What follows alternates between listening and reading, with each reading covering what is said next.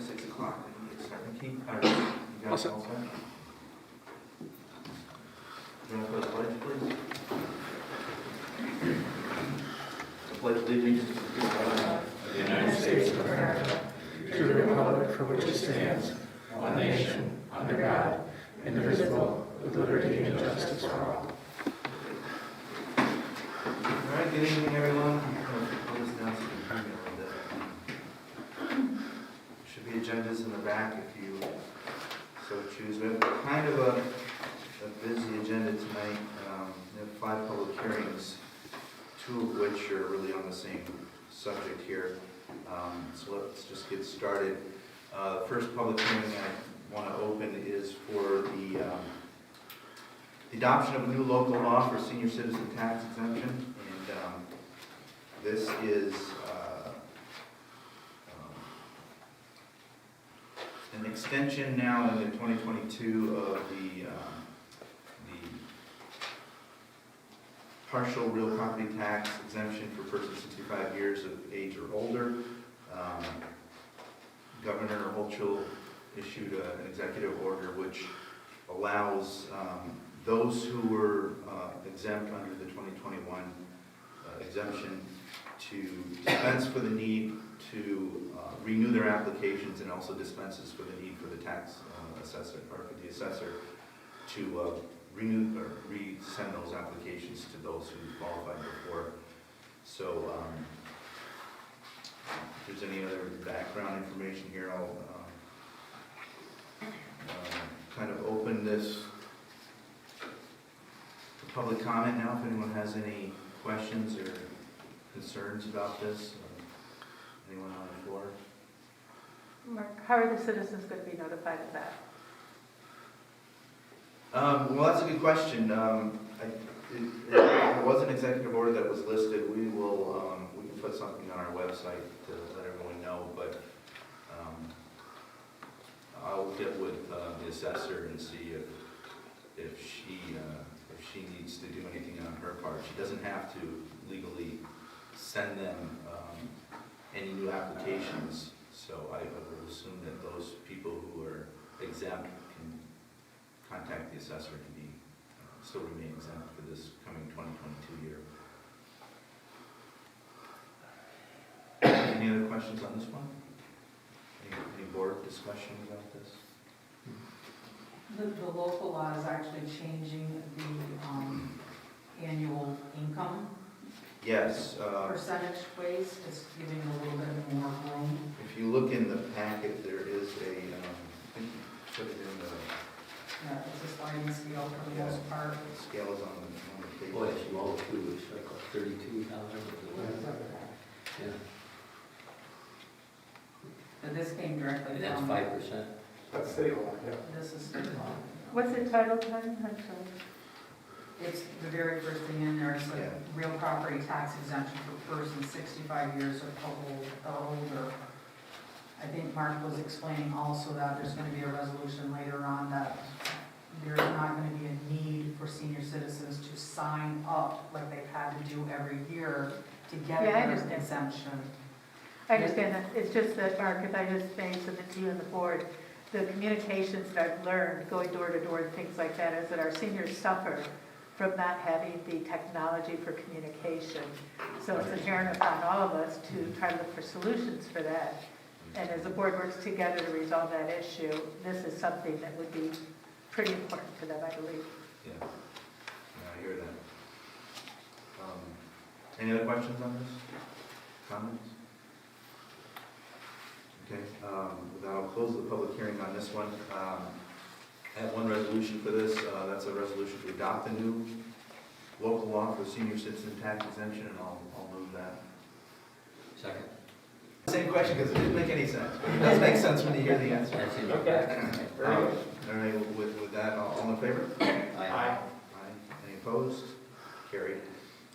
And the second public hearing that I'll now open is for the repeal of the current law that we have on the books. Same explanation. It's simply just the repeal. Resolution is to repeal the local law for the senior citizen tax exemption that we currently have. Sorry. Okay, thank you. Well, you're first First, you're opening your public hearing, Yes. then you have to ask if there's any discussion for that one, and then you'll close the public hearing. And then you'll do your resolution. So this public hearing is open. Any other comments, additional comments from the board? No? Any discussion on the board? Okay, we'll close this public hearing, and I have two resolutions related to this in general. First is to repeal the local law for senior citizen tax exemptions. Still on the move, John? I'll move that. Second. Okay, I have a second from Joyce. All in favor? Aye. Aye. Opposed? Carried. The last resolution associated with this senior citizen tax exemption is Governor's office has directed the town to allow the assessor to grant the exemptions on the 2022 assessment roll pursuant to the authority granted executive order number 11.1 issued by the governor of the state of New York. And I will move that. Second. Okay, one second. Any other discussion on that? Okay. All in favor? Aye. Opposed? Carried. Okay, next public hearing. This is going to involve local law amending local law 3 of 2019 titled the Town of Ticonderoga zoning ordinance. A little background here before I open this up. This is allows the Codes Enforcement Office to place sign on, pull up the thing. 29 No, we'll get to that. Oh, I'm sorry. This is, the Planning and Zoning Board has approached the town board to request that we amend this zoning ordinance that would require a sign be placed on any properties that are the subject of applications that come before the board. And I will read some of the language just for the background before we get into the public hearing. And it says, physical notice of application, at least 10 days prior to any public hearing held under this local law, the applicant or property owner shall place or cause to be placed a sign on the property that is the subject of the application to be located in a conspicuous place along the public right-of-way if there is one adjoining the project property. And if no public right-of-way exists, then a conspicuous place as determined by the building inspector. The sign shall be preserved from the elements and shall be no smaller than 8.5 by 11 inches, and of such size, color, layout, and content as determined by resolution of the Planning and Zoning Board. Failure to place such sign shall delay any public hearing on any application under this local law and shall be procedural condition precedent to the holding of any such public hearing. This shall take effect on April 1st, 2022. At this time, I'll open the public hearing for any comments associated with this change. Anyone? Any comments from the board? Okay, I'll close this public hearing. And we have one resolution here, a resolution to adopt the new local law, amending Law 3 of 2019, titled Town of Ticonderoga Zoning Ordinance. Can someone get a motion from someone on that? I'll move it. Okay. Dave? Second by Joyce. Any other further discussion? All in favor? Aye. Opposed? Carried. Okay. Next public hearing. This one involves an extension of the Baldwin Water and Sewer Districts. In your packet, the Town of Ticonderoga has received a written request from the Soholsky Little and Company LLC. They own property off of Baldwin Road, and they've asked to be added to the Baldwin Water and Sewer Districts. I'll open a public hearing at this time for any comment from the floor. That's us. We're just asking to be added, We would like to pay taxes. yeah, Well, we'd like you to hear. Works for both of us. just need to be added to the town lines. Any discussion from the board on this? Just maybe it's a question for Matt. Matt, when this happens, will it change what we're doing with the water consolidation? I mean, it's gonna change that a little bit, right? Yeah, we should sign that, that's a good call. We should send it to, ADS, So we know to add that in, otherwise it could get added and then we're back kind of where we were with stuff not I being. did want to clarify, I think one, they're not both Baldwin districts, right? Is it one Delano? Yeah, we're on Cottage, Yeah, one is Delano and one is Baldwin. yeah. Yeah, Baldwin, the sewer district, I think, right? Delano's the water district. Delano is sewer, No, Baldwin is opposite. water. Yeah. Okay, the other way, okay. Okay. Okay. You're on Cottage Road, you said? Yeah. So there's a private line that runs from Baldwin down Cottage that was put in privately, that they don't, the people that own it or whatever, they didn't want us to tap into it. So we're gonna have to, one of our lots runs from Cottage all the way to Baldwin Road, so we're just gonna have to run a line. I put that in. What's that? I put that line in. Did you? Is it big enough for us? Because they're saying no. It's only a 2-inch. Yeah. No, they said you could, the summer definitely affects them, and we understand. Yeah. So I want the pressure anyway, so. Yeah. So that's why sewer is Delano and water is Baldwin. Well, yeah, because Derek came out and checked, and obviously the sewer runs down the road. Okay, thank you. Any other further comments from the public? Any discussion from the board? Okay, I will close this public hearing. There is an environmental, you should see that in your plan. Yeah, environmental assessment form, I included that in the resolution too, a negative declaration for both districts, because this is an action that's subject to secret. That is attached to the plan. And the deed was included to pursue that property description, so we checked all the boxes. All there. There any easements required? No, because Crossing over separate? they're all on their own property. So I have a resolution here to adopt the Baldwin Water District Extension. Motion on I'll move it. that. Second by Joyce. Any other discussion? All in favor? Opposed? Carried. And the resolution to adopt the Baldwin Sewer District Extension. Delano. Yes, Delano. Resolution to adopt the Delano Sewer District Extension. I'll move it. Second. Second by Joyce. All in favor? Aye. Opposed?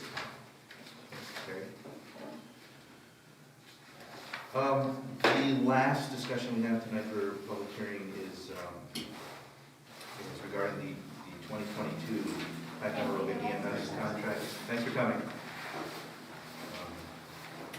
This is an extension of the public hearing that we started, I think, last month. And with that, before we get into any public comment, I'll invite Mr. Cunningham to kind of give a background and status of where we are today. Sure. At our last meeting, we did approve and sign a contract with Tide EMS for 2021, and gave them, at that time, $30,000 from the town funds to keep them solvent and keep their fund balance, if you will, to an appropriate level. At that time, we asked them to put together a 2022 detailed by month budget, and be able to have at our disposal a 2020 and a 2021 budget, so we could look at their history and their progression going forward into 2022. We have yet to receive any of that information at this time, and so we're waiting to hear from them on what their anticipated shortfall is going to be in 2022. It appears that they're going to run out of money late in the year based on their present forecast. And so we need to hear from them what their plan is to try and diminish that shortfall, how much they're actually going to ask the town for funding to keep them solvent, And then we'll have to take all that into consideration on the best way to move forward. So that's the information I know. We're really waiting to get information from Tidy EMS so we can make a decision on how best to proceed with them. Okay, I was at the meeting the other night, if it's worth anything, I can't give you any dollar amount of what they're gonna do, but we're starting transports again. That's where our money is in transports, so we're setting up a separate crew, to do transport, so the revenue should increase. They should be able to put that expected amount in their But budget. you don't know, there's no given amount you can't say. But they're gonna try that, so.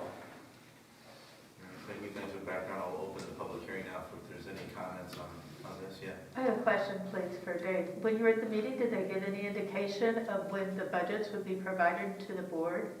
Is there any opportunity for that, since I you could apparently just appropriated the 2021 budget today? definitely get it here by the finance meeting, I'm sure. Yeah, because if this You said you're appropriation gonna is cancel certain. it? I'm gonna play it by ear. Well, it's not decided yet. Okay, well anyways, That would be helpful. I can go up tomorrow and just tell them we need it and, see if we can get it. To make sure that By the the representative would be important, right? Thank you. But, there's so many unknowns, like if Tom went over the thing, he'll tell you, insurance companies one will give you, like if you charge $1,500 for something, the insurance company might pay the whole thing, the next one might pay $200. So there's nothing you can say, we're gonna get this, this, and this, because it's, Well, then as a taxpaying constituent, if there's anything you could do, Mr. Supervisor, to ensure that there's appropriate accounting each month to help them, to track it, the trackability factor, if that could be factored in as information given to what Tom Cunningham said that would be necessary for them to submit, it'll give you a better analysis, and we won't be, at the end of 2022, looking at 4 quarters and trying to figure out exactly how it flowed. The supervisor will be empowered right away to see what happened, and the constituents would be informed. Because that way, that service, that vital service has oxygen with monthly accountability. all they can do is maybe go by last year's, and then. Well, they should have that, I know, but I mean, just assume what we're gonna pick up this year in excess. Yeah, we just need to see that. I'm extremely concerned as a senior constituent at what is coming down on the seniors in this town. And that's another added expenditure, and if there isn't any other services available to us, then it has to have an accountability, I would think, so that they can be supported appropriately by the board. But another thing too is the cost of everything has gone up, so. That's why I think trackability. They just for got the- another, for the oxygen thing, we just had to buy another machine for $800. Exactly. For, But you do see, as a constituent, my interest in the supervisor being empowered to understand what the expenditures are and no, what. I agree, but I'm just saying, there's so many unknowns that it's hard for them to pinpoint. The data I've seen them provide is quite extensive in terms of what was there before. The stuff that that I recently had them put together is quite a bit more. The stuff that they originally submitted to us is pretty bare bones and didn't have a lot of detail. And they don't have a lot, just a couple of things that came to light for me, back to what Dave was saying, is that they do get, their insurance is, I guess, unpredictable, right? Yes. We all know that when you do something, but what they don't do at this point in time is, and as we know, a lot of other physicians and dentists and all that kind of stuff do, once they get that insurance money, right, if doesn't cover their full expenses, then they'll go out and bill just the remaining service for that amount, and Ticonderoga does not do any of that. So they rely solely on their insurance money coming in, and that's it. So they don't go back to. No, we're mandated to bill once, but I don't know if anybody knows, in a lot of cases you go and you pick somebody up and they'll say, I can't go because I can't afford it. So we explain to them, we bill the insurance company and we're mandated to bill you once. And we have a lot of lift assist, you know. If there's any other municipalities that have the same situation, that they could mirror the budget and figure out how these appropriations can be accounted for, that might help them with their budgeting. Yeah, true. You know, maybe it'd be Essex, maybe it'd be Bolton, I don't know, but there has to be a budget. It can't just be an open, you know, sieve that the supervisor at the end of the year has to appropriate for. Well, there is a budget. No, right, but I mean, these particular factors that are variable, there has to be a way of managing that with estimates, flow charts, trends of some sort that would help to protect the board and enhance the board's ability and the supervisor's ability to know where that's going to come. They can. They have 2021's actual revenue and how many calls they did per month, and they can use those averages to extrapolate a budget going forward. And if they feel that they're gonna have more calls or less calls, that's an estimate. That's why it's called a budget, it's an estimate, right? That's right, that's I And understand. they can do that, and so if they're gonna do more transports this year, they can estimate what they think those are going to be. That's the information we're looking for. We fully understand that a budget is just that, and things Right. change, right? But you did ask for that, that's what We I'm have trying to asked get. for Yes. And that's what Thank we're waiting You for. know, if we could get more critical people, we'd be okay. Yeah, We don't want that. Well, that's on the record. I didn't go right there. I'm not reading that down. first of all, I didn't hear it. Becky did. Any other comments from the public on this? This is something we're going to leave open for now, this public hearing. We'll address it again next month. We'll see what additional data that we get. I just want to make sure that we treat EMS in a similar fashion as we do with any entity that receives town money from taxpayers.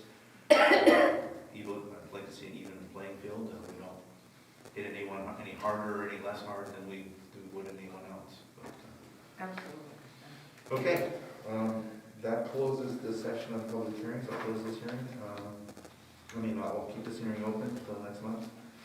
I have one item under presentations. I'd like to motion a resolution to declare January 23rd through 29th as school choice week. I'll move that. Second. What is that? I will get to that in a second. Oh, okay. Obviously, we have discussion. All in favor? Aye. Any opposed? Aye. Okay.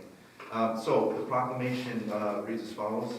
Tom, this is for your information, everyone else's. We were approached by the National School Choice Week group.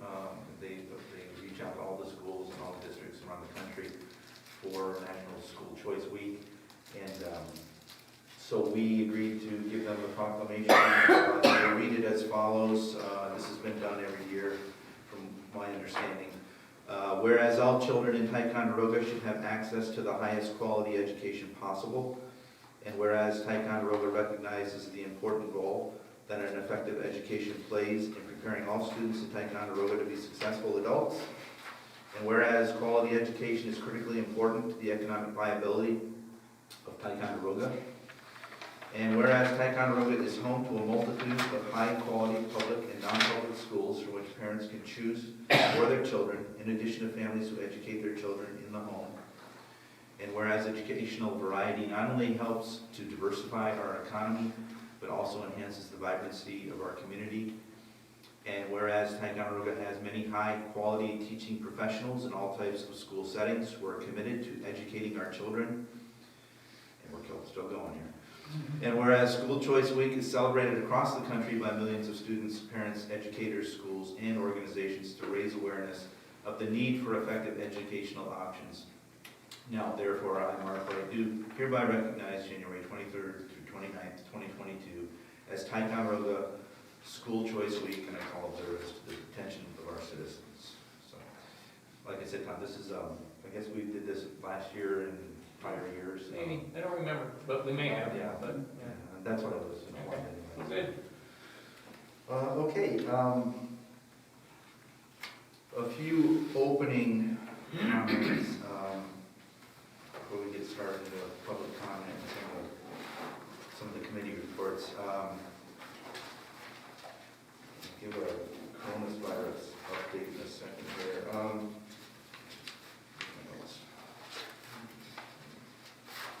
So the first thing I'd like to do is thank the previous supervisor, Mr. Giordano, for his years of service. You know, it's important for people in the community to volunteer and also to step up for elected positions, and I think it's important to recognize that. And I encourage anyone who wants to volunteer in their community or even run for political office at the town board level or supervisor level to do so. It's an important way to help your community. Coronavirus update, just a few notes here. Currently, all the county committee meetings are being done virtually for the month of January. I don't know if that is going to extend to the month of February or not. At the town level, we're watching this closely. The last I saw from the county health department was that there was over 882 cases in the county. You may have seen in the news, I think it was today, that the state of New York is no longer requiring contact tracing. The county has been at this point for several weeks now. They just do not have the amount of personnel to do contact tracing. Everything is pretty much self-reportable now. I did put a link on the town's website where you can go to get information on testing, getting quarantine orders.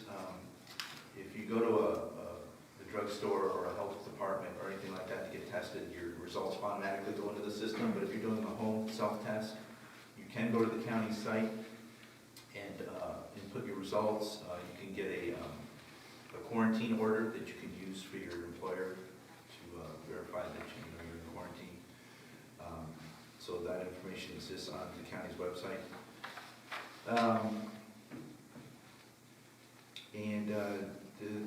That's about all I have new in terms of coronavirus update information. If you do need a vaccination or a booster, the county is open Monday, Wednesday, and Thursday, and the last I heard, they have all types of vaccination forms, and they have open appointments. So that is where they're focusing most of their effort right now, is vaccination. Next, you know, it's always nice to see our town staff recognized, and Officer Town has been recognized once again. On a comment card, I'll read what was written by the citizen. Dennis was prompt, professional, and courteous, much appreciated, standing in the cold, drizzle Christmas day to get keys out of a Jeep. He was the soul of positive comments, and he got the keys out. So I'd just like to take the opportunity to thank Officer Town for his continued excellence with dealing with the public. Our last thing on opening remarks, I'd like to invite Mr. Cunningham to kind of give an update on the Lake George Park Commission status of the septic inspection program. Sure, thanks, Mark. Just for a quick update, for those that may or may not remember, the town board passed a resolution along with other towns along the shores of Lake George to support the Lake George Park Commission to set up a committee and form and fund and operate a lake-wide septic system inspection program, which one doesn't exist now lake-wide. There are certain communities that do it themselves. The Lake George Park Commission, in their mandate by New York State, is required to oversee those septic systems. And so they have, in fact, over the recent months, formed an ad hoc septic systems committee, of which I am one member of several. And I just wanted to give a quick update on where we are today and kind of what the Lake George Park Commission is doing. They have decided that they will oversee an inspection program, and they are working towards putting one in place. The initiatives right now are that they will have inspections of residential and commercial structures within 500 feet of the mean high water mark of Lake George, and 100 feet of streams that feed into Lake George. So anybody within that will be subject to this inspection program. The inspection program will occur once every 5 years for an individual, and they will do 1/5 of the septic systems once a year. So then you will rotate after the 5 years and you'll be back again. They will train staff, to be seasonal and permanent, to go through this process. There'll be full-time staff to do this.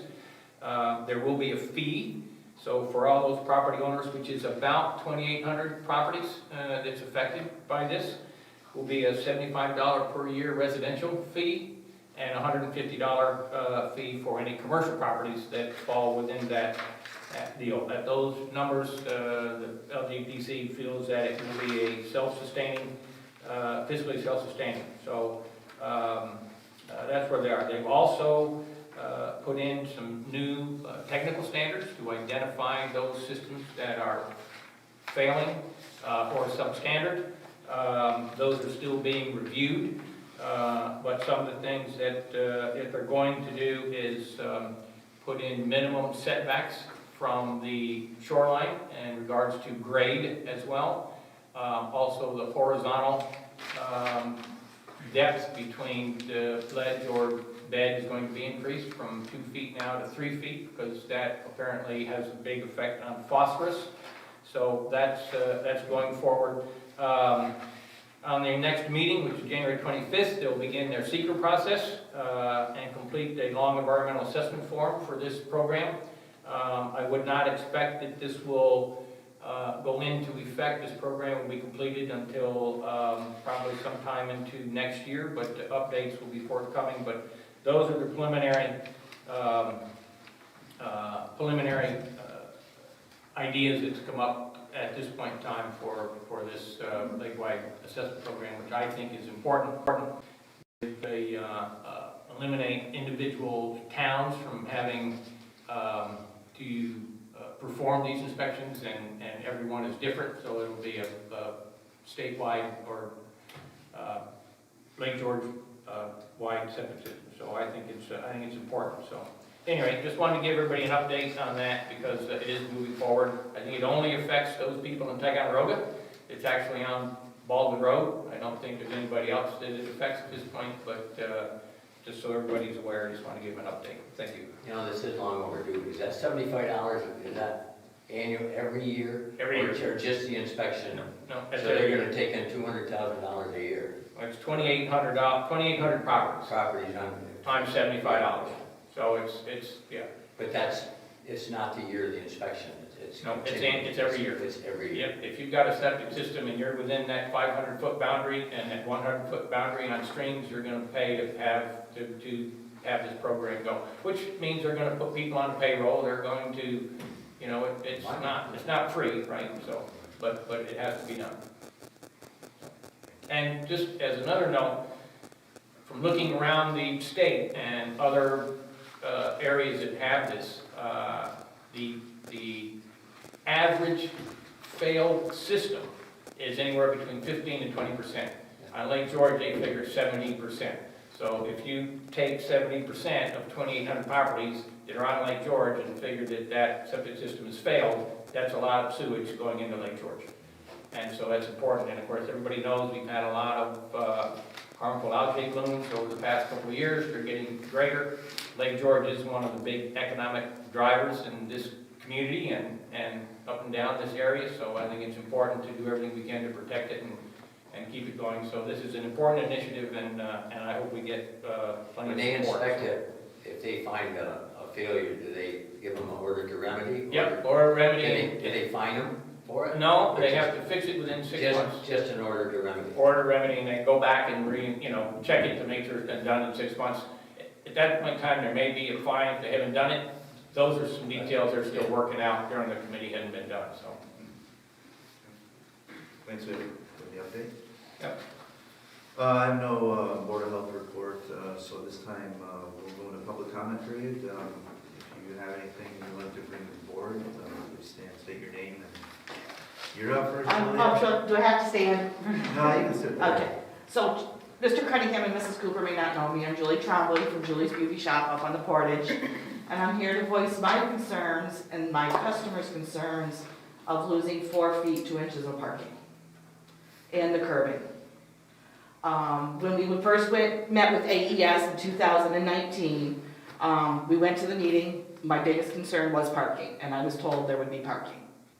When we went in August of 2021, that's when they told us about the curbing and the grass median. And again, they told me there'd be parking. I'm getting nervous, I'm not a public speaker. Okay. I told them I was concerned about the curbing, Yeah. because I have a lot of older people. I have a lady that's 101 years old that won't come anymore. I have to go to her house, because she's afraid to step over the curbing. We have mud. I can't convince her to pull in the driveway or have her family pull in her driveway because she thinks it's a longer walk. I have another husband that has to get his wife out with her walker, her oxygen tank, over the curbing, through the mud. So it is a concern of mine. I know curbing's not gonna be that high once the blacktop's there. But with canes going into the mud, we've maintained the sidewalk for 31 years. We would plow out front with a four-wheeler, but we could push the snow up the road. Alan would go across the sidewalk and push it into the yard. We can't do that anymore because of the curbing. Is the parking the problem or just the curbing? I feel the parking is too. People are afraid that their cars are gonna get hit. They're concerned they're gonna get tickets because they're out in the road. I have spoke to AES, they told me it's fine. There's gonna be parking. Once the lines are in the road, I even spoke to Mr. Reel, and he says his company followed the plans that the board approved. I'm concerned. Yeah, I don't know how the rest of the board feels or AES, but I mean, to me, it would be a simple solution to cut that curb out and make a handicap access across that medium to your parking lot. Well, there should be where the sidewalks are. Yeah, I mean, just from They the could curb. come back, like there used to be a place in front of Steve Patino's where the mailman could pull over and be out of the road. Now we've lost that. And I know that AES has to cut out curbing because up what used to be where McBride's are, they never even left access there. They curbed the whole property. But to me, it'd be a simple solution to leave that curbing out and just pave it or blacktop it up to the sidewalk where they can Right. run their wheelchairs or whatever they need to do. I do have Greg Swart online here. Okay. Have you heard all this, Greg? Yeah, I did. Okay. I don't know if you have any input into the design or how this is gonna end up looking when it's all completed. Yeah, so I guess maybe two parts.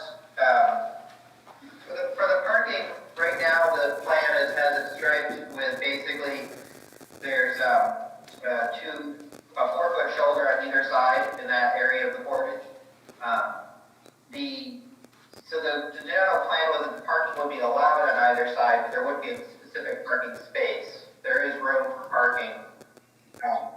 What we had talked about this fall, at the end of the construction season, before we actually do any of the line striping or the painting, is that we would go back and review exactly where we are putting in that striping. So if we want to make any tweaks to where parking is allowed or not allowed, we can do them. There's not room for two full parking spaces on either side, but there is room for parking vehicles either on both sides with slow down and go around, or there's room for putting in one parking lane on one side. So we can certainly revise the parking paint marks before it gets put down next year. And I'd like to do that anyway now that the road's actually in. As far as curbing goes, if somebody needs, and for this particular location, if we need to put in an additional access, cut down the curbing for a sidewalk, we can certainly make that change, I would imagine. I'll have to look at. If there was, if they could come out, Just said they would do it. okay. Did he say that? Because I even took my mother for her. Yeah. I took Mom for a doctor's appointment the other day, and one of the questions, she's gonna be 80, one of the questions he asked is, do you have trouble getting up over a curbing? Because as people get older with their balance and everything. Yeah, one of the things that I think we have to be careful about is doing something for one person and not doing it for all, because right now the plan is not to have a sidewalk extension from your personal sidewalk across the grass median. and then a. But being a slope. So- business, wouldn't that get a little So more? maybe it's a business, I understand, so maybe it's a business criteria that we do that for businesses and not for residents, but it's something we're gonna have to discuss, I think. It's a bigger question than just say we'll do it for one person. Right, I just feel it needs, now is the time to bring it up before they start digging up the sidewalks. Yep. But if they could bring it in a little bit, if there was enough room for 2 cars there and handicapped accessible. Now, there's an older gentleman that walks around the block 3 times in the morning, 3 times at noon, 3 times before it gets dark. The sidewalk plow isn't even coming up to that end of the town this winter Right. because they can't get up over the curbing. Right. Because it goes right around the corner. So that's a concern out there. And now's the time to bring it up. Now's the time. Alan's tired of listening to me, so he says, go to a board meeting. I'd like to mention a concern for the Rainbow Kids too in my dance studio, because when my kids come in, lots of times they're accompanied by a grandparent because the parents are working. There again, we've got that big curve. It's hard to get, it's gonna be hard to get rid of all the snow and stuff when, But the transition in curbing can be done just like it is in driveways. They bring it in, bring it back up. is the parking Yeah, I going don't to see be a big available down problem by with where I am? Or is that gonna be limited? No, you're a business also. mean, I know, so Yeah. I'm just asking. I think AES, need to have a meeting with AES again and just pinpoint what can, there's been, Alan's parents bought the house 80 years ago. There's been a business in that house for 80 years. Dad was a painted signs, he did neon, Alice was a hairdresser. That's how I was able to put the business in the house, because I got my, from 1991 from Mr. Lord. There had been a beauty shop there, so that's why it was allowed to be in there, even though it was a residential community. Yeah. Maybe in the spring before they start, anytime, they can have another public information Yeah. meeting like we have been Yeah. having. Yeah, Greg, you think that's probably a good idea to have another public information session at some point? I would say so, because I'd like to, if there's anything that we want to tweak now, just point out, now's the time to make our final tweaks. So I'll take a look at this particular spot, before it goes down to the next committee meeting. So we talk about it, this is a good example one. But yes, I would like to have another public meeting and just a public meeting and make sure we've got, everything we can deal with. And, granted, there are a few things that we've had to change to bring things into code compliance and other things like that, but I would still want to make it as available as possibly can. So, that's good with me. That would make sense as spring construction starts back up, probably in April or so. Okay, maybe we can talk about that when you and I tag up. Good, that sounds good. I'll put it on the list. Okay. That's also where I have my hair done. And we were talking about this the other day because curb's so high and it was snowing and it's very, very dangerous stepping over it. And it would mean if she does have this opportunity to fix this, there would have to be signage and Department of Highways would have to also be able to clear it.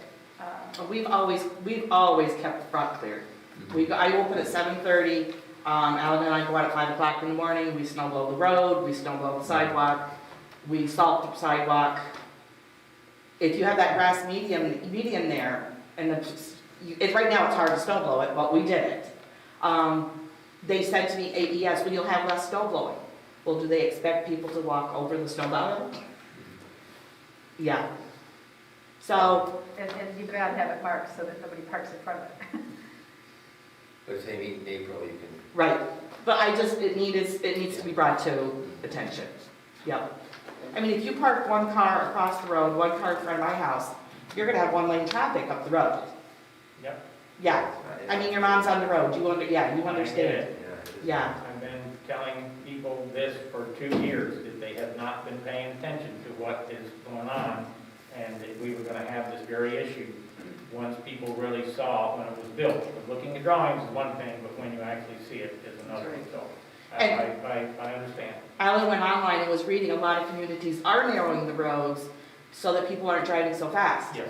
It's not gonna slow down the traffic on the Portage. It didn't slow it down when it was dug up for 2 years. Yeah. So, thank you for listening to me. Sure, you did great. Thank you. Yeah. Thank you. Anyone else have anything? I have something that I came for tonight. I really want to thank the board for all the work that they've done. I've watched how hard they've worked over the last 4 years and also the previous supervisor. And I know you're going to have your hands full for the next couple of years. And I'm just wishing you all well and that you're able to coordinate and work for the town interests as much as I see tonight that you're trying to do. My concern is regarding communications with citizens. And that I've reviewed all your committees, they all look great, you've got wonderful, wonderful representation, I think.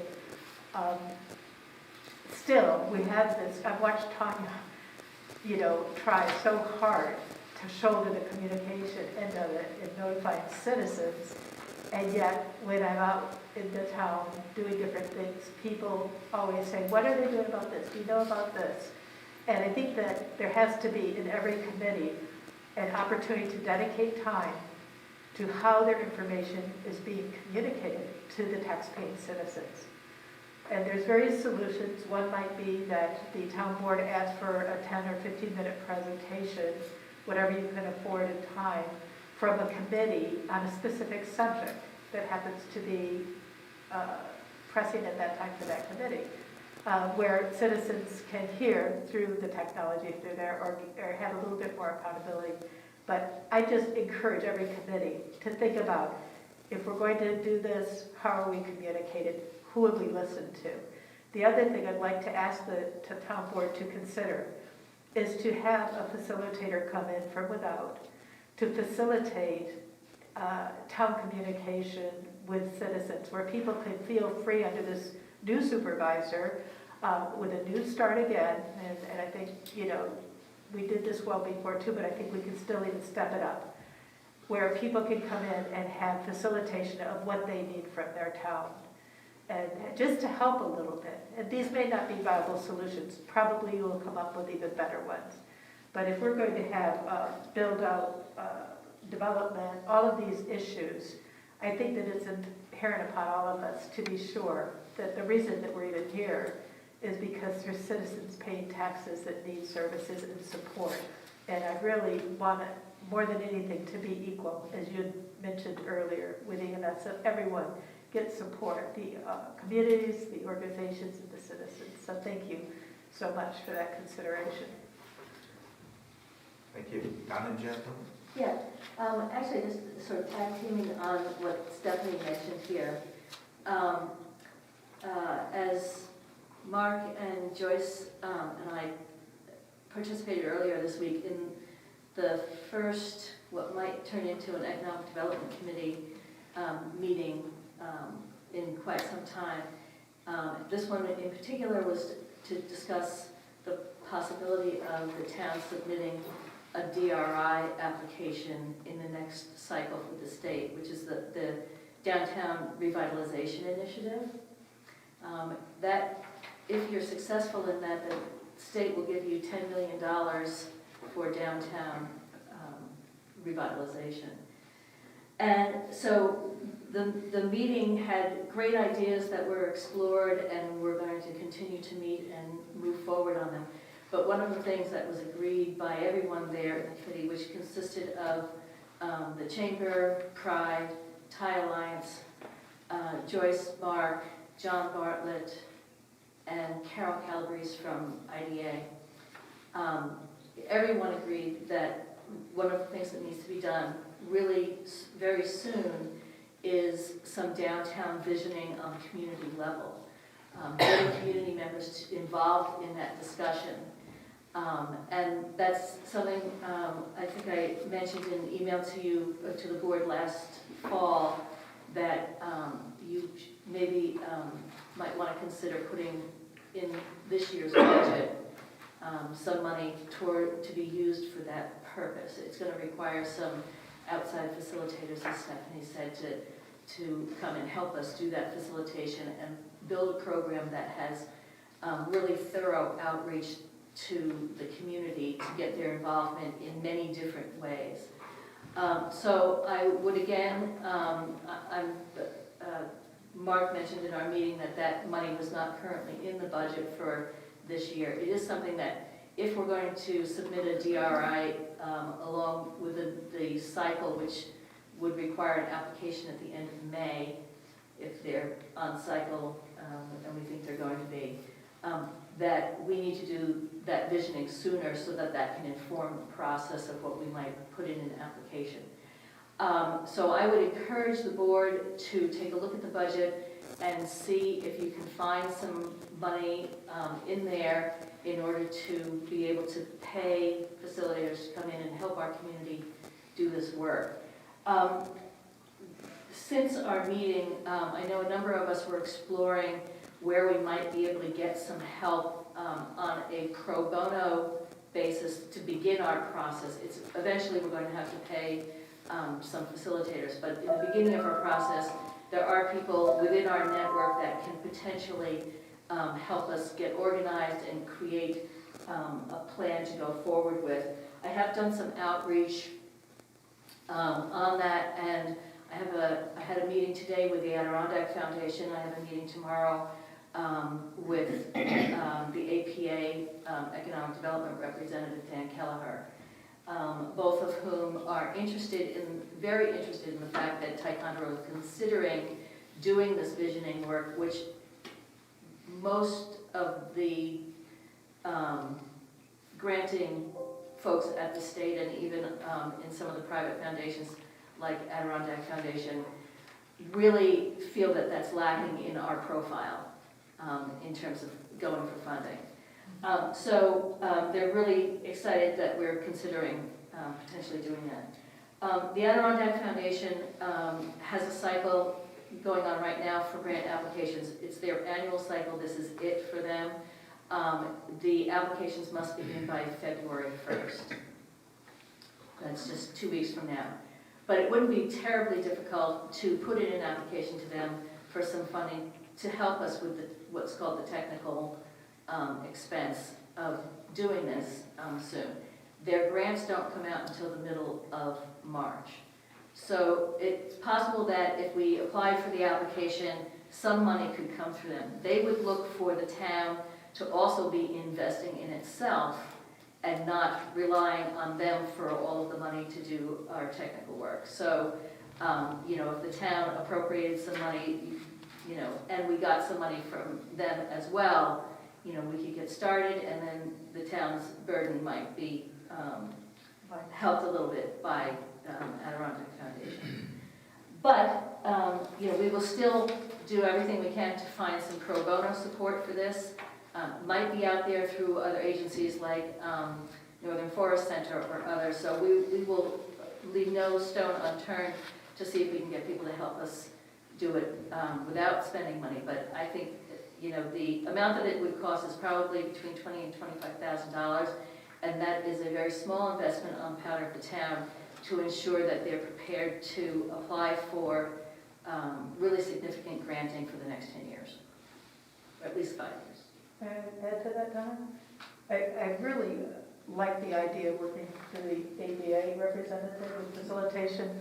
I wanted to suggest to you that from a state level, I know that when I worked in economic development in West Virginia, that the governor's office, we actually went out and had state reps go out and do such sort of facilitation. So I'd encourage you to at least make an inquiry as to New York State, what they could appropriate for facilitating, if it's even viable or applicable in this situation.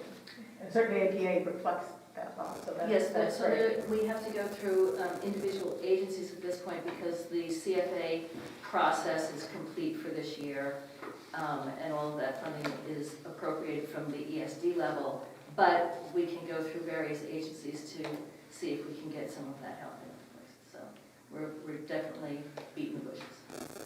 And then the comprehensive plan after this sort of facilitation happens falls in quite easily. And the comprehensive plan really I would really encourage us going beyond Ticonderoga and its ways for membership, Carol, Kate's point, but it's so important that we have the zoning represented. It's so important that we have just services represented. And so possibly every committee could participate in proposals that would go towards a comprehensive plan that would be reflective not of only today what we need, but what a 3, 5, 7-year plan would look like.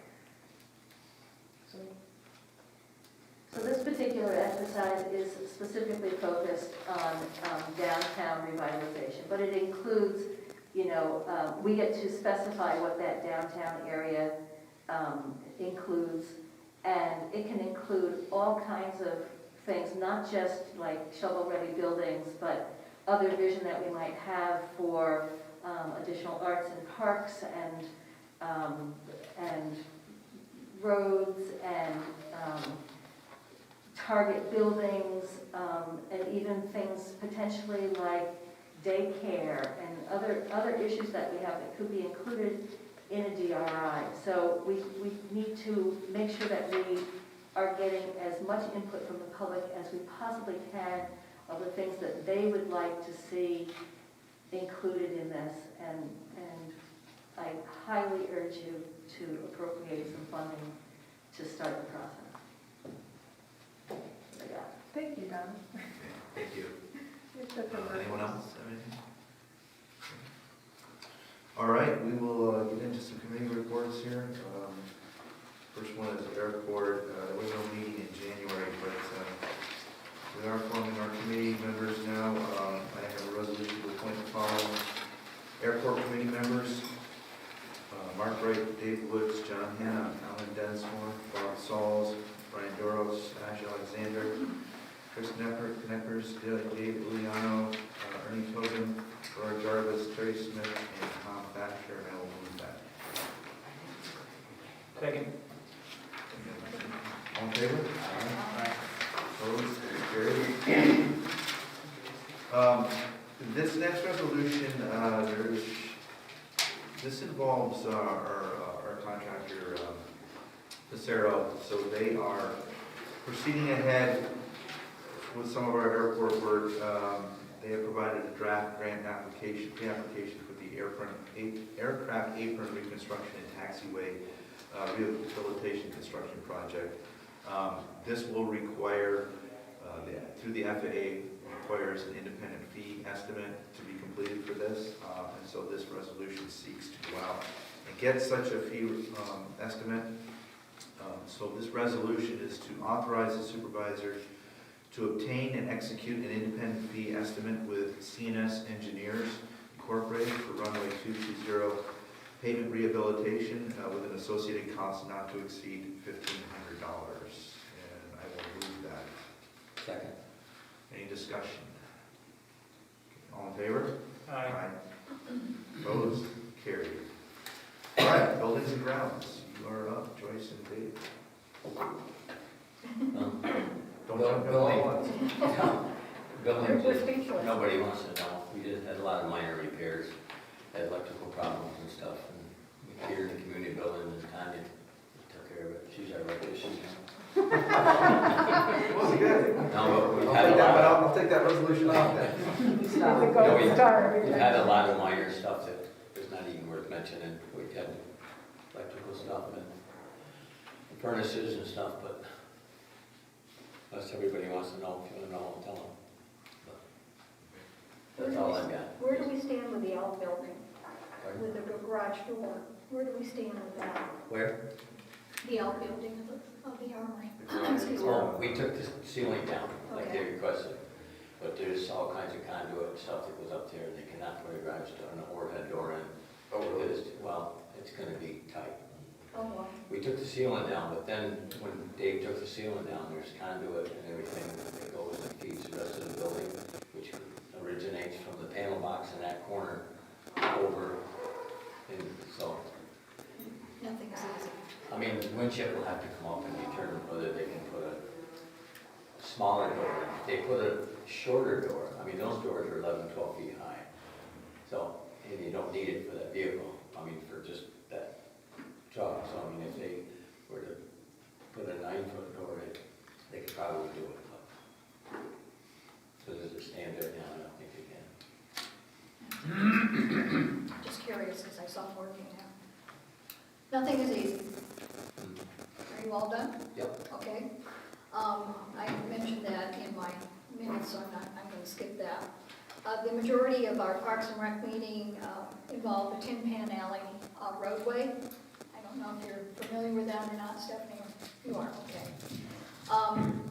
As a matter of fact, we had a packed room that day when we had the committee meeting. We had Jeff Cook, Wayne Taylor, Town Surveyor John Deming, Keith Hofnagel, Sean Walker, and Ed and Mary Ann Axman. And, excuse me, Jeff Cook addressed the committee and shared a 1800 survey of the roadway, which indicated that Tin Pan Alley, which was formerly known as George Street or Church Street, was a 4-rod or 66-foot road. This was all a learning experience for me. The current road is not that wide. As he had in a previous meeting, Jeff asked the committee to recommend that the town board improve the roadway and access to the outlet to allow the launch of small boats as well as fishing from shore. This access was available when he was younger. This road improvement would allow residents their only public access within the town to the lake for recreation. And Water Street resident Keith Hofnagel commented that opening this area to public use would be a good source of recreation for town children. And Wayne Taylor also spoke in favor of Jeff's proposal. The committee had asked surveyor John Deming to survey the area to determine the correct dimensions of the road, as well as property lines for the north and south adjoining lots, which I have here, by the way. He shared the results of his recent survey. The road was created by operation of law.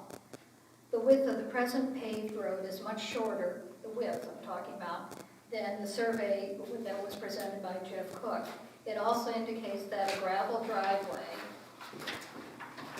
and a deck on a dwelling on the north side of the road and a garage on the south side of the road are in the town's right-of-way or the original roadbed.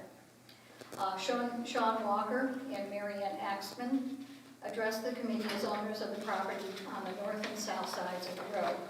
Mr. Walker, who owns the dwelling on the south side of the road, asked if the waterfront access if it is created, that its use be limited from dawn to dusk.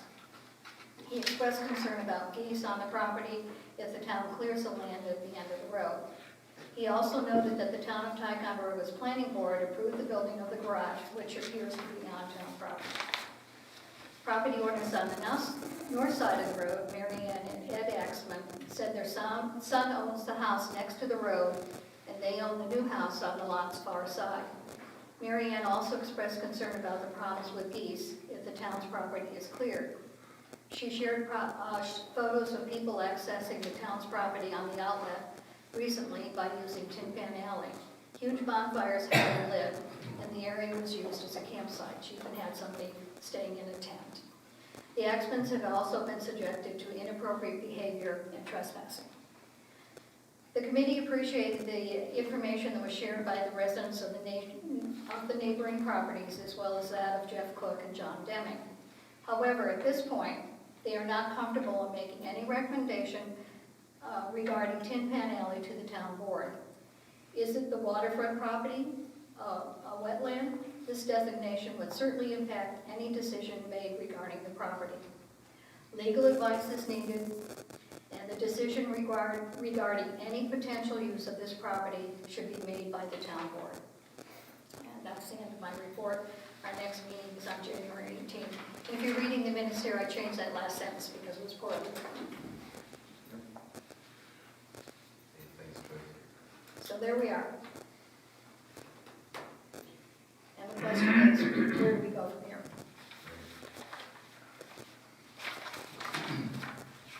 Nobody's saying There anything. seemed to be, at the meeting, John Deming had his report about where he thought boundaries were, and Here's the actual survey right here. yeah, and then one of the neighbors, who is an attorney, former supervisor, he had some interesting information to share as well. And I don't know, from my standpoint, some of that information seemed to be in opposition to one another about where those boundaries were.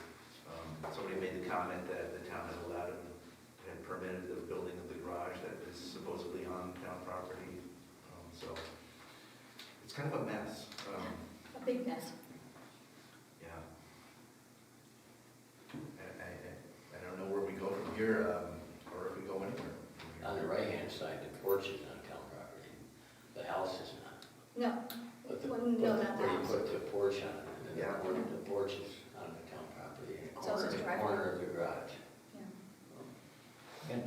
so, I think, don't know how big the porch is, but you're supposed to be a 10-foot setback, right, from the Yeah. road. So even if you take the porch off, the house may be within that 10-foot setback, so. But that house was Mrs. Burke's years ago, I mean, that's been built for 100 years. Yeah, So, I mean, that was built way back when. And then the guy bought it and put the porch on, which just added insult to injury, just kicked it out a little bit more.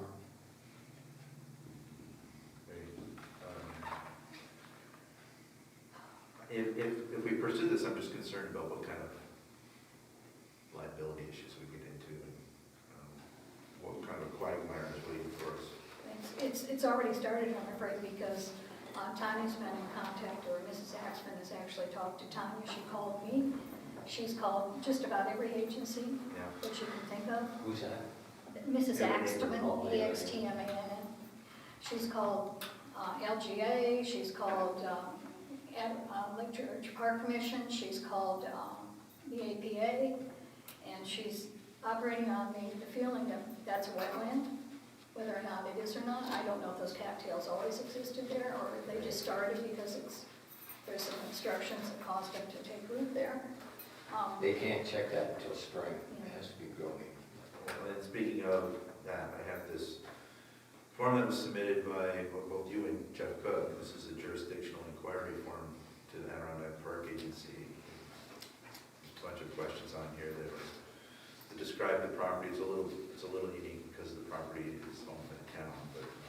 But like you said, I believe in conversations with the APA, they're not even going to look at this until April. You know, it's unfrozen and you can see where the vegetation is. We tried to get them to come up, but they wouldn't even talk about it.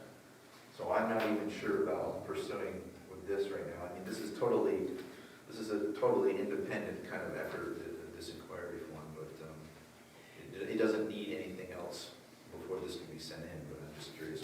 As far as the road goes, Jeff said that they don't, the only thing they're concerned with is the lake frontage, is to clean that up, plan it. But the road itself, they just want to clean it up. They're not going to go any place near that guy's porch or the garage. It's not going to be a factor, putting the road in. I mean, having access to there. They're just going to maybe take 4 or 5 feet on each side and clean it up so you can park one car there. But as far as going, infringing on the porch or the garage, he said they don't even want to go near it. I mean, all their main concern is to clean up the shorefront and possibly put a dock in if the Lake George Park will allow. Oh, he said they weren't gonna put a dock in at all. That was He said- even their question. No, he said maybe later they might want to, Wayne wanted to come up with the idea of maybe somebody could fish off a dock or something, but the dock is not. Originally, it was Right supposed to now. just be access. Right. There is blacktop water into the water. That's another problem. That's another problem, because Yeah. it wasn't Because permitted by I walked proper right agency. down, right into the, I would recommend we get with our council at some Yeah. point. And discuss I'd like to this. ask this, okay? Yeah. I don't know if I would have, but With who? You're the proud owner of this survey. Fine. John Hennick's files on the ground. Yeah, it was not legal. I haven't seen this yet. That's what he presented, so. We can talk about it. Like, I have no public comment. Yeah, no, we'll discuss this yeah. in another forum. so is that considered the Lachute River, or is that still the Lake George I'm calling it outlet? the outlet, I'm Where not does the sure. river start and the outlet stop? I thought the outlet started with the rocks near the Charbonnet's property. Jimmy Charbonnet and John. I thought it was still the lake, but I don't know for sure. I thought outlet started when we get closer to Alexandria Bridge. Yeah, not sure. The reason for the question, of course, is that once it becomes a river, it's part of the DEC, Yeah. right? As opposed to, DEC that I already called, I had the first ones I called. And they said they had no jurisdiction. Okay. okay, well then, so it means it's not the river. They told me to call the APA Yeah. and maybe Lake George Park. Yeah. Well, we can take this off into a different forum, but yeah, we need to. Yeah, and I'll tell you, the residents are doing their homework, so we have to make sure. Definitely. You wanna send your committee up here? Or Belinda Rounds? Yep. Right here. So I I'd like to make a resolution to appoint the following people to the Buildings, Grounds, Parks, Recreation, and all the other things that that committee does. To appoint the following people to the committee, myself, Dave Woods, Alicia Bartlett, Bill Dahlbeck, Sean Ross, Jerry Cooper, Nancy Kelly, Grant Spalding, and Tanya Thompson. You got a first and a second here? You said she brought it up. Okay, second. Anyone have a second? I will, second. All in favor? Aye. Opposed? Carried. Okay, thanks, Joyce. Anything else? That was plenty. Yeah, it was. Next is economic development. This is a new committee that was established at the organizational meeting, and I have a resolution to appoint the following committee members: Mark Wright, Tom Cunningham, Donna Watton, Matt Courtwright, Alicia Bartlett, and John Bartlett. I will move this. Second. All in favor? Aye. Opposed? Good for you. Carried. Next is highway transfer station. Dave? Okay, I would need a resolution to appoint the following highway transfer station committee members: myself, Mark Wright, Sal Burnell, Mitch Cole, Keith Town, and John Dimming. And there's no report other than Sal's putting out new bottom Well, clause. let's do your resolution first. Oh, You said you were bringing them. okay, yeah, okay, that's what it is. Second.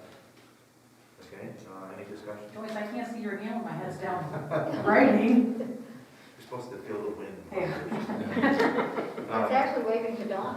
Oh. I seconded now because I looked up and saw But you. I'm seconding it too. All in favor? Aye. Aye. Opposed? Carried. Okay.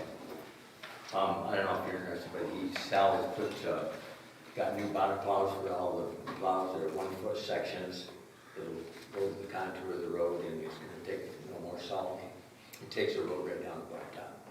You know, there's no, anything. And, you know, everybody's out with her. He's only got a 3-man crew up there.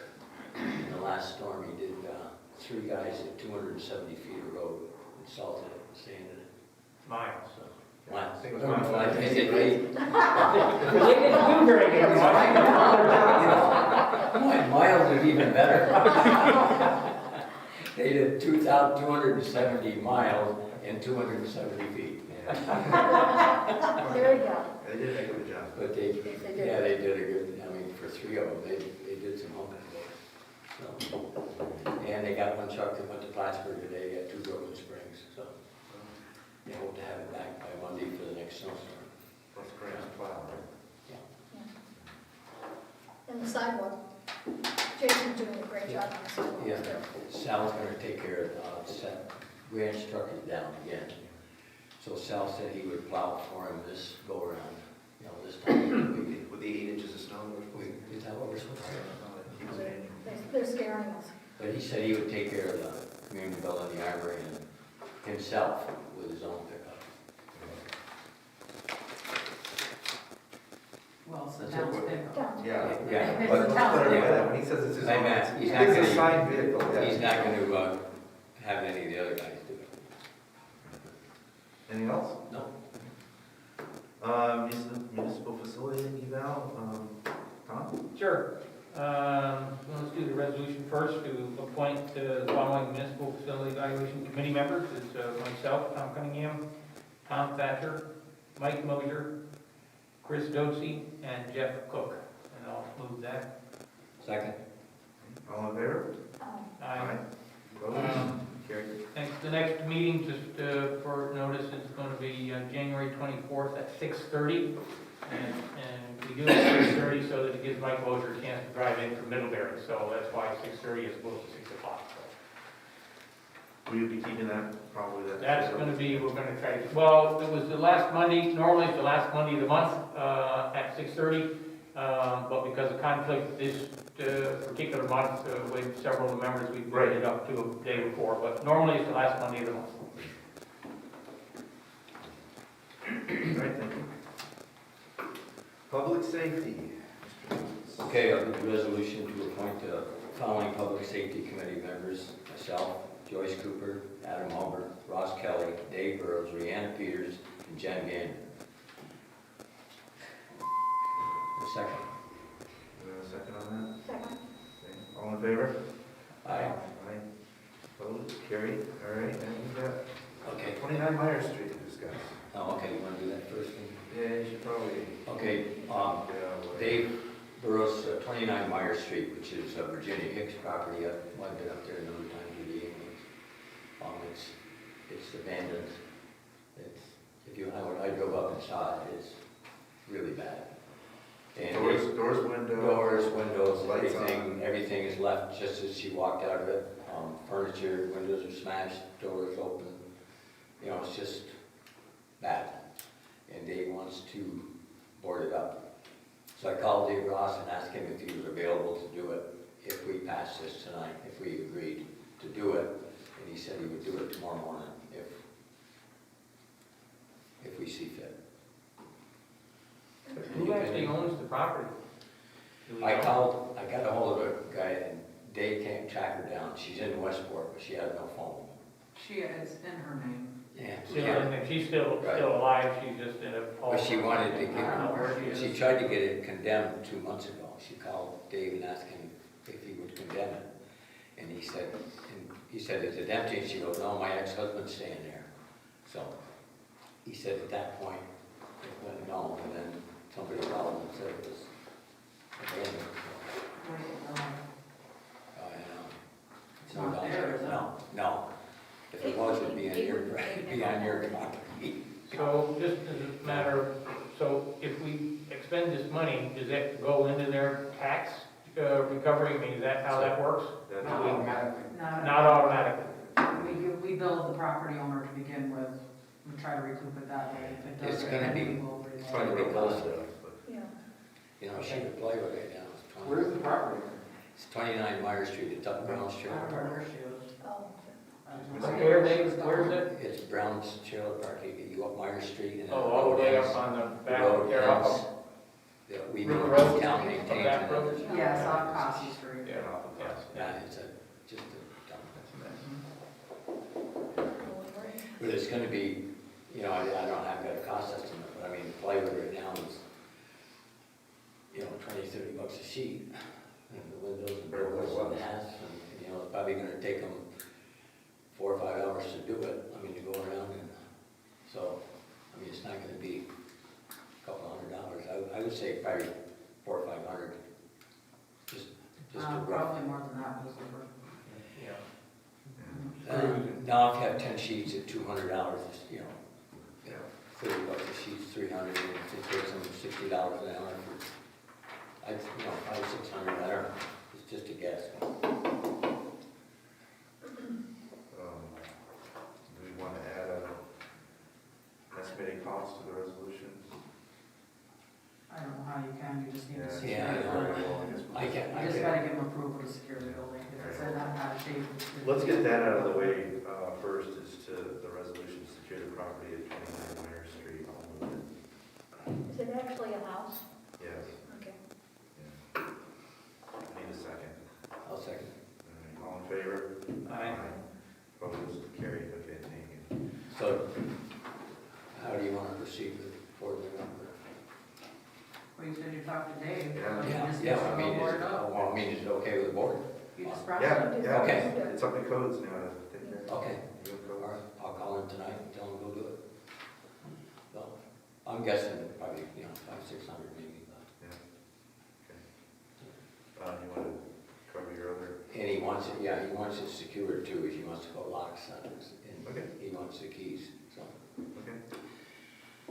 Okay, the public safety met on December 28th at 8 o'clock. The following committee members for myself, Chief Hulbert, Leanna Peters, and Jen Gander, and guests were Mark Gray. There's no public participation. Adam gave his report, and Dave gave his report, and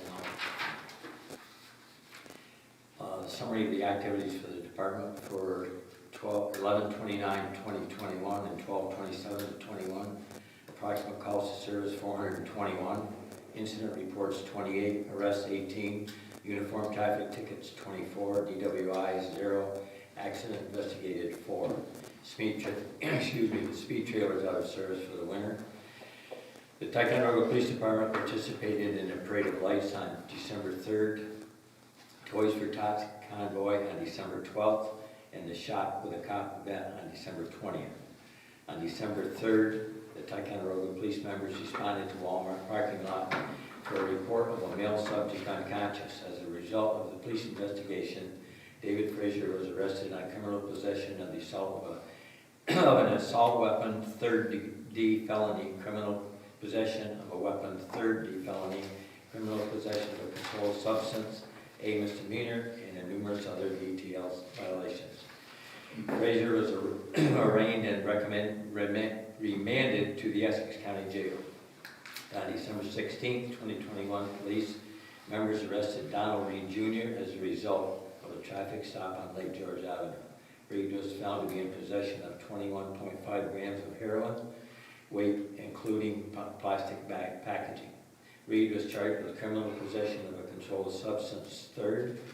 Reed was arraigned and released to reappear at a later date.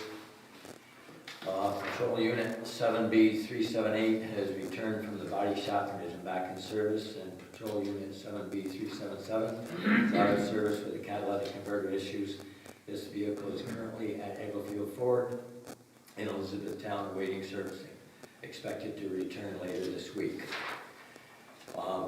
Dave Burrows had 2 building permits, 4 safety inspections, 2 passes and fails, order remedy 1,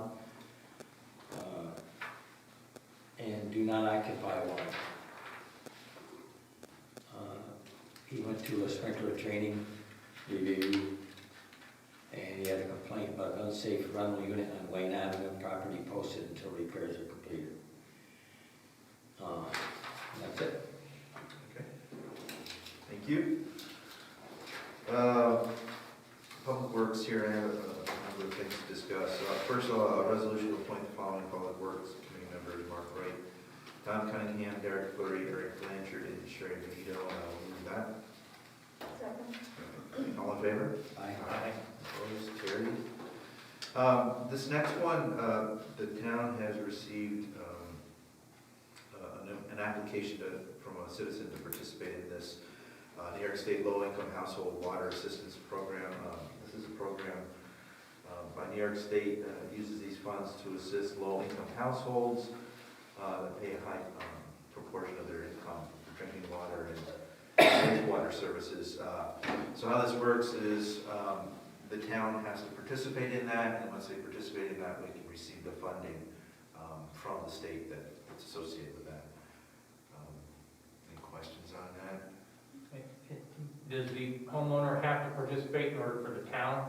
I mean, how does it, is it the homeowner's money that we're getting straight from the state? I'm not sure how that. Yeah, I believe that's how it goes. So in order for the homeowner to participate, the town has to be participating. And they would, as I understand it, part of their bill offset will be paid by By the state. Yes. So that's something they have to deal with. So from our water and sewer bills, they just get generated and still go to the homeowner, And, right? Not to the state. Yeah, we would assign someone to oversee the program on our side, and that's what this resolution is. So this resolution is written as such to authorize the town of Ticonderoga to participate in and receive payments associated with New York State Low-Income Household Water Assistance Program, vendor agreement, and designate Sherry Benito to oversee the program. And I'll move that. Second. Okay, all in favor? Aye. Aye. How does he determine how much money we get or who gets? I don't know. I haven't read through all of this yet.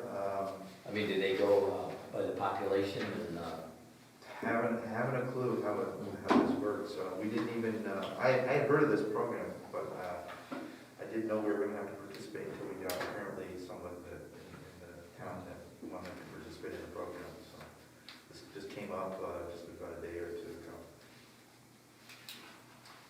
Okay. What's next here? Okay, I have I'll move back on this one too, and Greg is on the line if we need to ask him questions, but this, we have a work change directive number 4, it's associated with the Portage project, and from the best of my understanding, and Greg, feel free to jump in, this is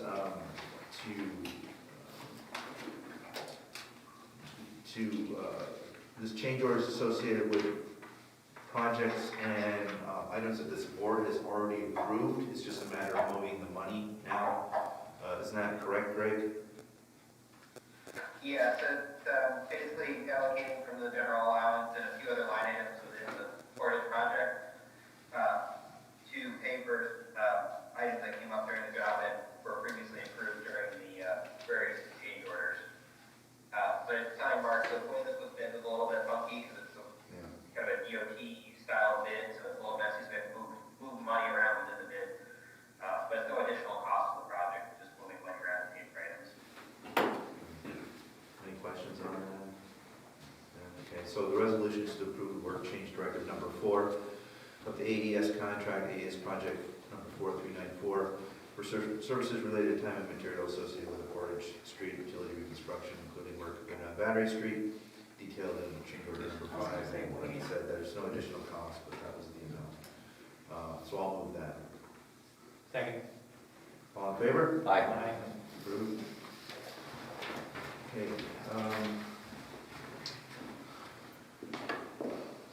Okay. We get to discuss Mr. Eric Rafferty now. So Mr. Rafferty has claimed that one of his wells was impacted by our well system. He is, there were some discussions with the prior supervisor and Eric about how to resolve this, and one of the solutions that was proposed was he would like a piece of conduit, and in exchange, we will get relieved of the of any liability or for that well or any of the other wells on his property. And I think I have, so he had said, the town's well system impacted one of his wells. I find that hard to believe. The town's engineer and hydrologist cannot find any reasonable link between the two.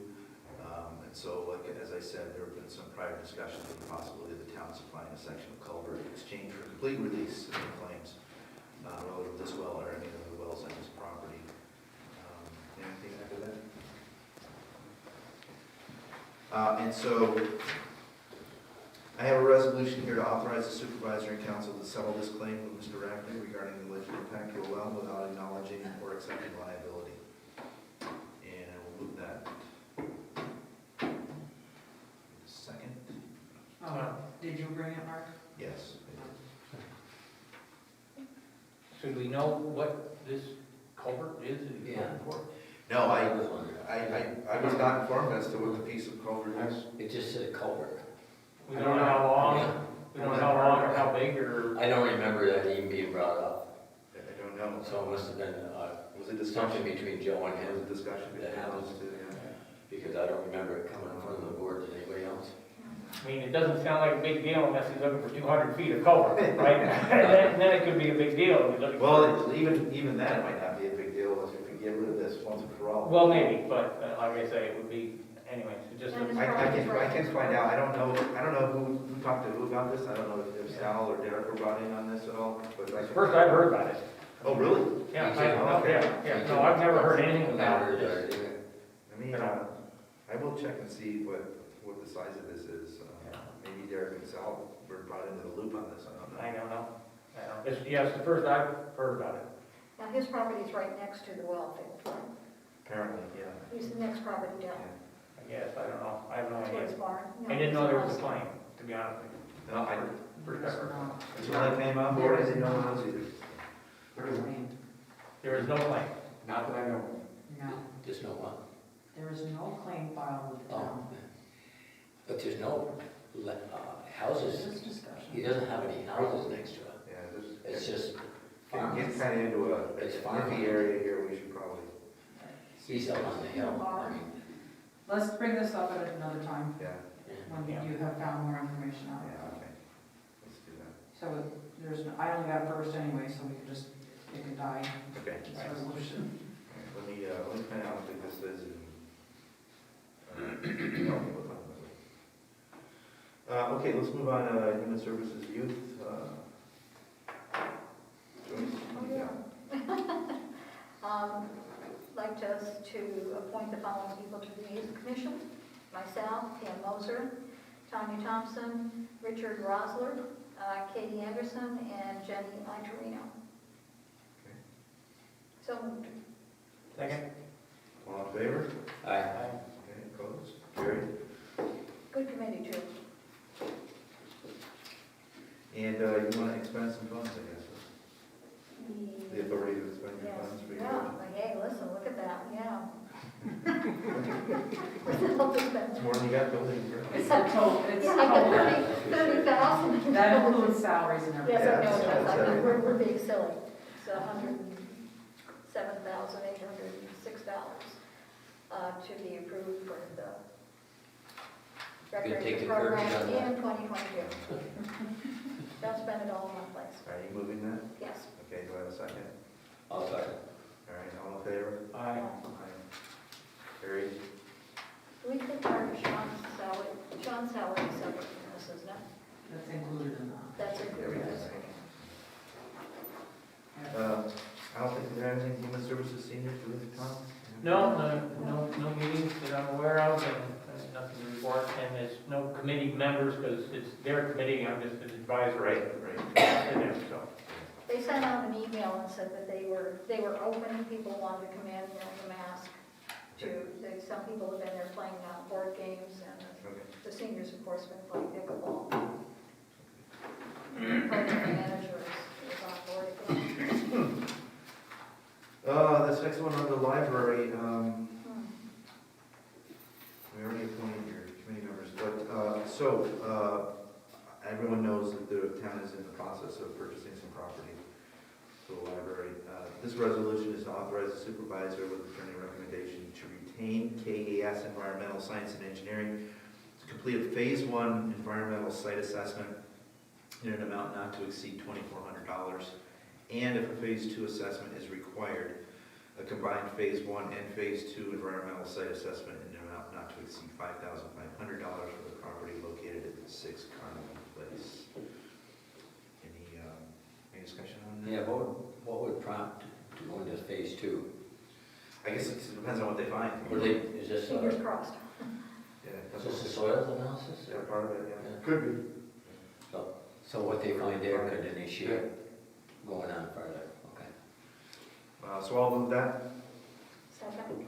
Okay, all in favor? Aye. Aye. So carried.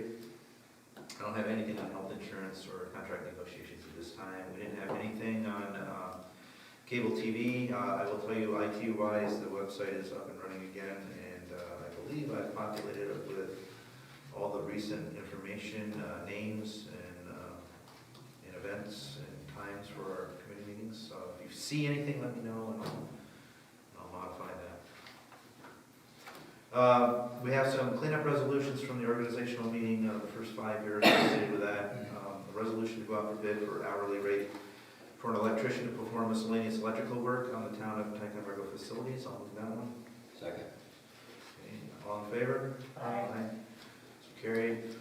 Resolution to go out for bid for a general contractor to perform miscellaneous repairs and improvements on the town of Ticonderoga facilities. I need a first and a second. First. Okay, all in favor? Aye. So carried. Resolution to go out for bid for a plumbing contractor to perform miscellaneous plumbing repairs and improvements on the town of Ticonderoga facilities. I will move that. Second. Okay, all in favor? Aye. So carried. Did you have somebody who's currently been doing that? We've never had That's what anybody bid I on thought. it, but we need to Yeah. do the procedure every year. Okay. Allows us to call people. Next is a resolution to go out for bid for HVAC contractor to perform miscellaneous HVAC repairs and improvements on the town of Ticonderoga facilities. I need a first and a second. I'll move it. Okay, do I have a second? Second. Okay, all in favor? Aye. Aye, so carried. And the last one associated with this grouping is a resolution to go out for bid for a grass mowing and litter cleanup contractors. This would be for like hobby property kind of issues and things like that. I'll move that. Second. Okay, all in favor? Aye. So carried. Okay, I believe everyone has heard about the Champlain Hudson Power Express project that's been brought up at the board meetings before. This is that I think there's 59 miles of the project that's on Lake Champlain. And this would be to authorize sign the agreement that gives a 30-year payment in lieu of taxes agreement. Just got some information here. So, there's been some changes to the budget. The total project cost now is $3 billion. The town of Ticonderoga had a previous estimated revenue in year one of $68,089. That has now been renewed and updated to year one revenue of $85,711. The previous total project revenue for the town was $4,668,460 over 30 years.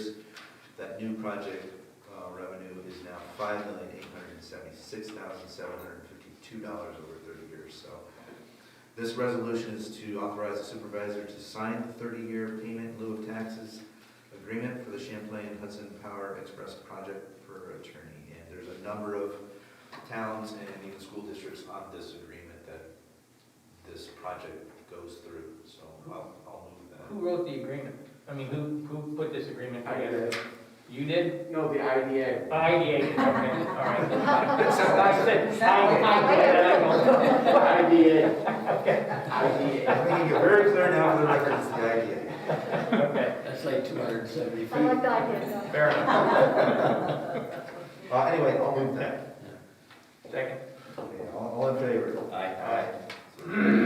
Has that project actually started? There's all that equipment out by Gunnison, is that? I've seen that equipment. I don't know if That's a I don't know if huge that's one, right. right? Yeah, I've seen that. Okay, resolution to accept and correct the minutes of the regular town board meeting of December 9th, 2021, and the end of the year meeting, December 30th, 2021. I need a first and a second. I'll move it. Okay, a second, please. Second. Okay, all in favor? Aye. So carried. And a resolution to advertise for the vacant town board position. You know, we've got a few letters of intent in the office now. We've kind of been socializing it verbally, but I think it's only fair for a level playing field to print it out so that everyone can see that it's out there and have an opportunity to provide letters of intent. How everyone else feels about that. How long do we have, is it appropriate to? We'll keep it open for 2 weeks. I For believe. 2 weeks, Yeah, we don't need to keep it open forever. yeah. Does it go in the legal section? Is that where it'd be No. advertised? No, it goes into the classified, the wanted section. Yeah, Okay. okay. Yeah. So We're just gonna ask for letters of intent, letter of interest. It's up to us how we want to proceed after that point, but I'll move the resolution. Second. Okay, all in favor? Aye. Okay.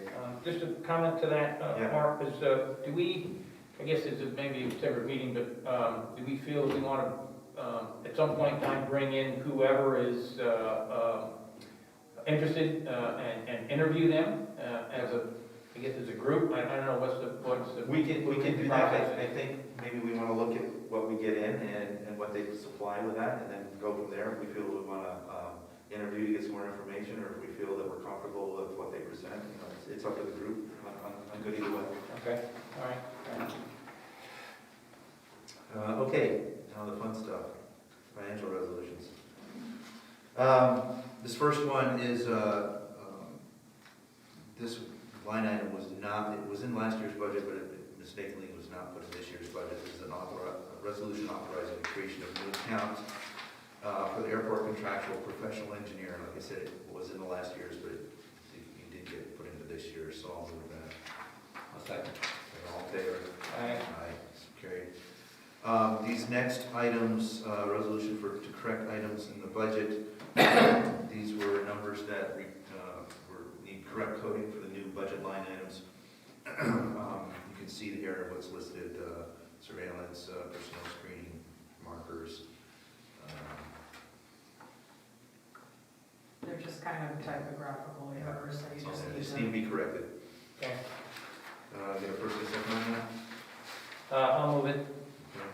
Okay. Second. Okay, all in favor? Aye.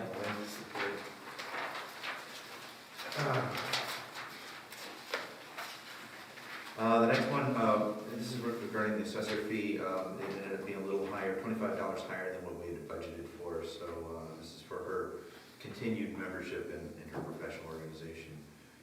So this is a resolution authorizing the following budget transfer, $25 from contingency into the assessor fee line item. I'll move that. Second. Second, all in favor? Aye. Aye, so carried. And the last one's here, a resolution authorizing the following budget adjustments. Again, this is another issue where they were not correct in the line item, and so these are being adjusted. There was not enough money in the line item, so we're taking care of that. And it also includes the water administration clerk line item, where the fund balance is going to be used to cover the unbudgeted account amount. And I will move that. Second. All in favor? Aye. Aye, so carried. Can I get a resolution to pay the abstract? Make a motion on that? I'll move it. Is this the abstract that came around, or is there one now? One There's now. one now. Oh, there's one now, okay, all right. Right here.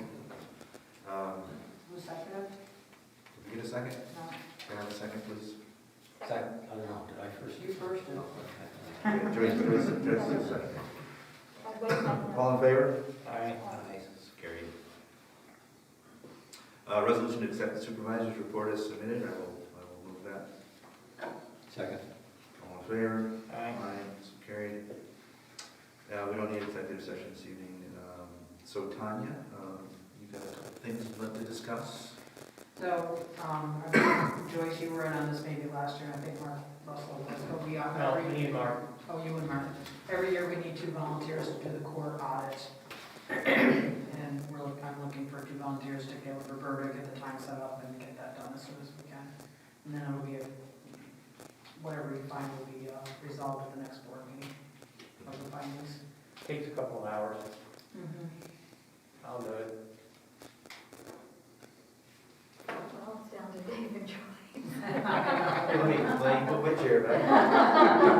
You guys have Don't take it out. a conversation here. Let me know when you're ready. I mean, I can tell you that the records are kept very, very well. Yes, they up are. there. They're not, And the neatest. it's a good handwriting experience ever. to do.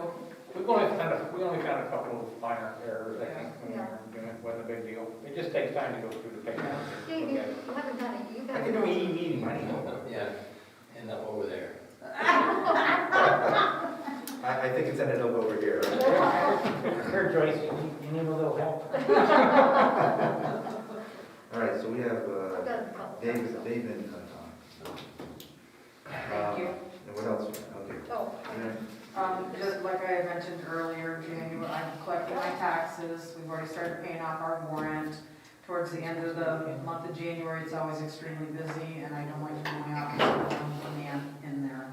So when we get closer to it, if we can cancel the financial meeting, Okay. I would really appreciate it. Okay, it's on the schedule now, but we'll cross that bridge when we come. Matt, you got anything? I think you dealt with, a lot of stuff on the agenda this month, and, yeah, happy to keep things moving. Okay. I'm sure Tanya appreciates you not bringing anything else up for this meeting. All right, we have no public left, unless Heath, you want to say something? Just the first thing, Tim Pan Alley had originally come through highway during the summer, and it sounded like a can of worms. It is apparently a can of worms. So I just wanted to thank Joyce for her sacrifice.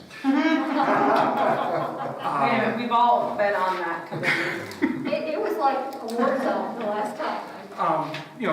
The second thing is, I was really glad to see how you handled Julie tonight. It was a great way to kick off the year. Julie really cares about her clients, but I think it also sheds a light on something else. Ticonderoga is an aging community, and the numbers are increasing. If you want to look at the 2020 stats, it's a little scary. And it might be a good idea when you have large public projects to keep that in mind, because public projects like the Portage will disproportionately affect older population. So it might be, just keep that in mind when you do have these large projects, that it will affect people differently. Yeah, good point. Now let's get up. Okay, we are adjourned at 7:44. Ooh, how about that? So Tanya, we need to check with Rebecca. Roberta. Roberta, Yep. sorry, upstairs. Yeah, I think